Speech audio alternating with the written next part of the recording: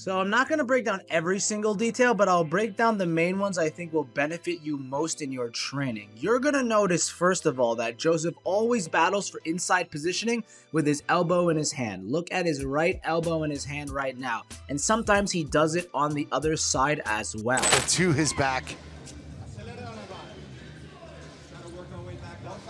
He needs to pummel this right leg over the top of the arm.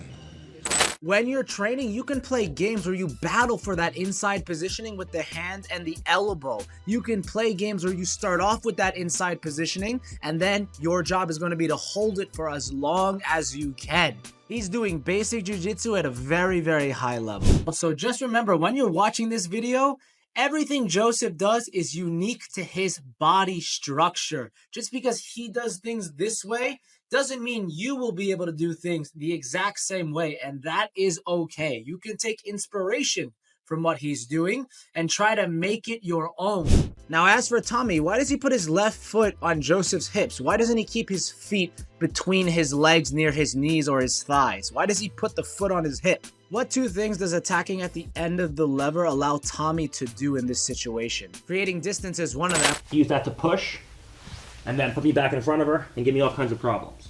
Which is why Jozef peels the foot off. Tommy attacks with his feet, Jozef defends at the feet. Guard retention is not complex, but how you think about guard retention can make it complex. There's that inside positioning with the elbow and the wrist again. Why is that important? Because when you get that specific inside positioning alignment, it allows you to control your opponent's movements because you're targeting the knees and the hips. Not only does it allow you to control their movements, but most of the time they want to bring their feet back in front of you to retain their guard. By controlling the inside of their hip and their knee, they cannot bring their feet back in front of you so easily. Now look at Jozef's left hand. He's doing what? He is peeling Tommy at the end of the lever because Tommy's attacking him at the feet, which is the end of the lever. Tommy is restricting his movement, so he doesn't want Tommy to restrict his movement. It's simple, and you can play games in your gyms where you're focused on just peeling those connections, the hands and the feet off your body. She goes to strip my grip, I go back. She goes to strip my grip again, I go back. I just keep going back to the knee. I pommel and go back to the knee. We play a game like so. Imagine you become a master at breaking connections, you would be a monster. There it is again, the inside positioning with the wrist and the elbow. He's just repeating the same stuff. He's putting Tommy in the spin cycle and just resetting the system when he fails. It's this never-ending cycle that you do it for 2 minutes, 5 minutes. Now, as a disclaimer, Jozef is also making Tommy carry his body weight. That's why he keeps repeating the same things. Because right now he's just carrying Gordon's weight.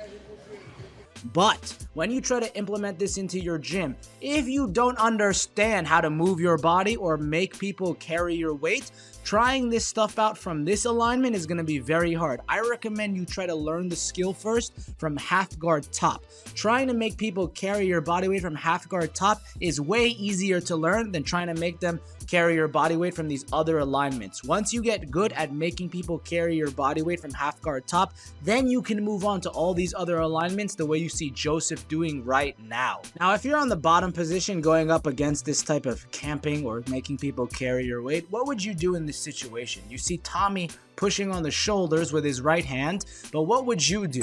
I play a game where I crash the far shoulder. The second I get to this position, I take my head, I put it on Bernardo's far shoulder. He's trying to face me, right, recover, and I play in this position. There's no way to get there. When Bernardo tries to recover any way he can, it's not an easy thing to do. The high leg's not there. The only thing Bernardo can do is play a hand fighting game at this leg to stop me from running the knee away. But understand that you're not using any energy from here. Bernardo's in a full crunch the whole time. And if at any point his knees aren't being pulled to his chest, he'll get past. The whole thing is to start camping, not allow the high leg, and then just play a game where they stay in that position.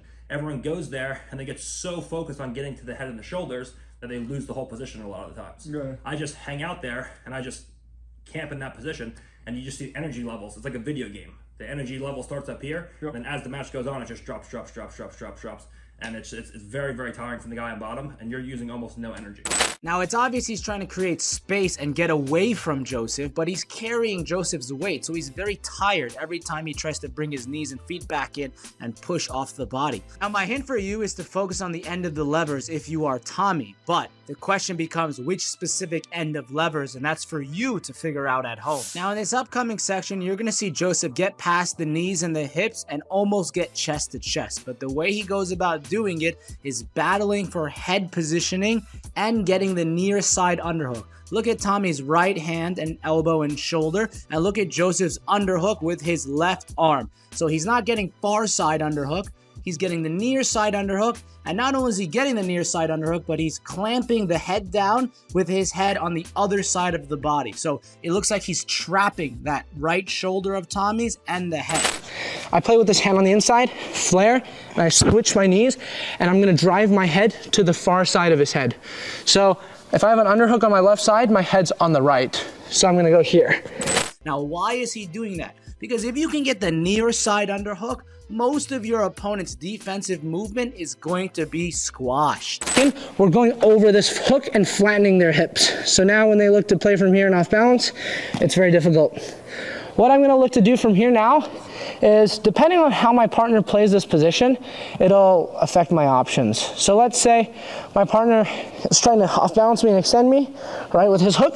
I'm putting my head on the mat, and what I'm gonna look to do, let's circle a little bit, I'm gonna put my hand on his hip and my elbow on the top of his quad.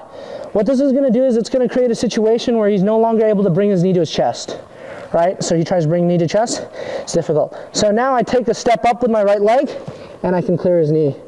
Now I can start looking to go straight into a mounted position, and I can start looking to attack this pin. Think about it. If you can trap the head and shoulders, you can control the rest of the body, because where the head goes, the body must follow. But there's many different ways to trap the head and shoulders, and each of those different ways has a different level or a better level or lower level of control over your opponent's body. The near side, right? The near side underhook does what? Controls the near side shoulder, and when you get that head positioning, you trap the head. If you're able to do this, you can really nullify completely or slow down many of your opponent's defensive movements, because many of their defensive movements from that alignment are going to come from their near side shoulder and head movement. Think about throwing a baseball or kicking somebody in karate. If I trap your head and shoulders, how can you kick me as hard as you want to? How can you throw the baseball as hard as you want to? Now in jiu-jitsu, if I'm trapping your head and shoulders, how can you retain your guard by kicking your legs at my feet and knees as fast and hard as you want to?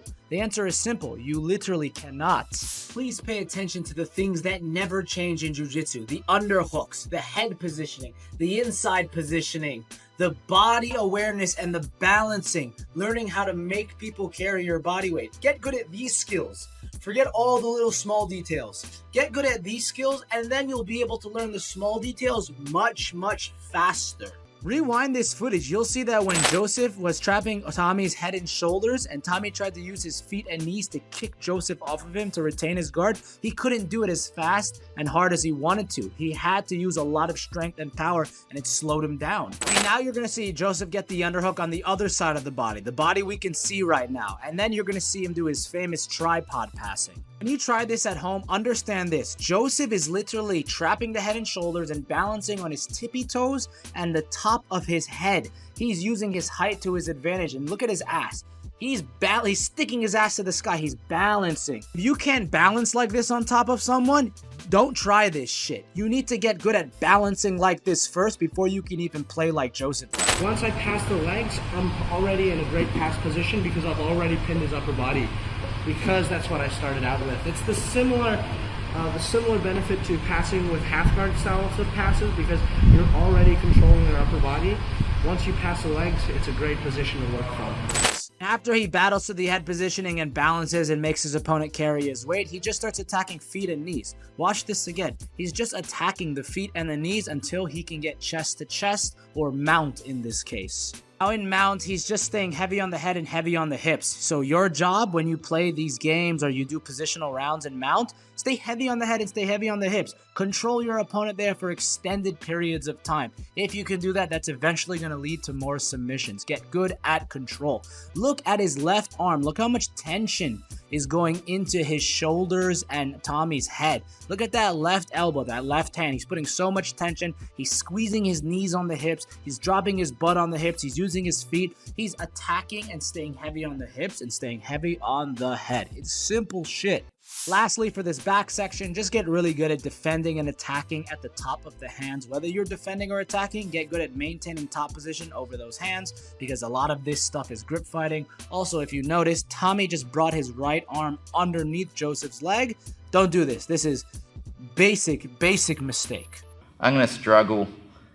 I can't actually reach that, maybe just if he gives me. The reason why it's a mistake is because most people are going to try to trap your arm anyways. When you bring your hand or your lever underneath their foot, their lever, you allow them to trap you much easier and much faster. They don't have to do as much work to trap you, which means they're not going to get tired as easily, and then eventually they increase their chances of submission. But then Tommy redeems himself. Look what he does with his left leg. Why does he step his left leg over Jozef's foot, knee, and hip? What effect does that have on Jozef's body?